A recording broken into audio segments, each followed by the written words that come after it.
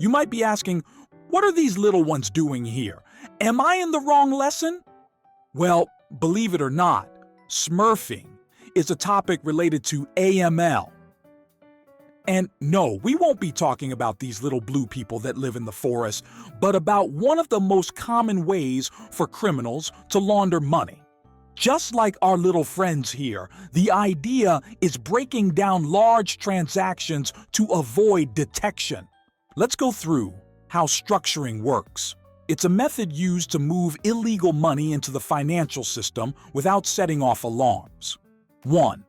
Break it down. Large amounts are split into smaller deposits to avoid attention. 2. Spread it out. Deposits are timed over days or weeks, not all at once. 3. Use multiple accounts. The money is moved through different banks or accounts to confuse the trail. 4. Stay below the limit. Each deposit is kept just under the reporting threshold. 5. Repeat the process. This cycle continues until all the money is in and looks clean. Let's break down how smurfing, a common money laundering technique, actually works. 1. Collection. It all starts with a pile of dirty cash, money earned through illegal activities. 2nd division. That cash is split into smaller chunks, each below the reporting threshold. Then, different people, often called Smurfs, are assigned to handle each chunk. 3rd placement.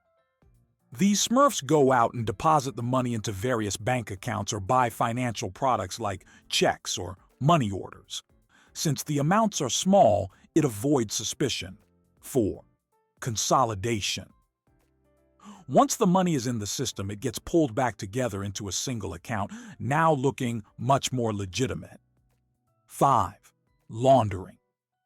Finally, the money is moved around through transfers, shell companies, or fake purchases to hide where it really came from. By the end of the process, the dirty money looks clean, unless someone spots the pattern. That's why knowing these steps is key to prevention.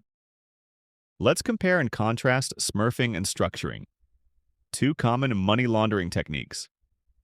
Smurfing uses multiple people, or smurfs, to break down large sums into smaller deposits.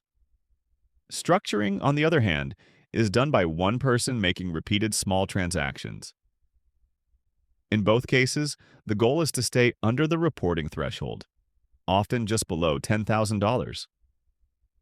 Smurfing spreads the activity across individuals, while structuring keeps each transaction just small enough to avoid detection.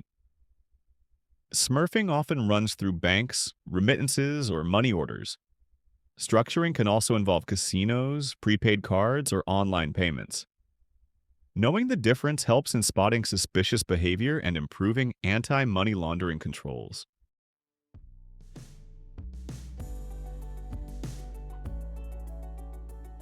That wraps up our lesson on smurfing and structuring.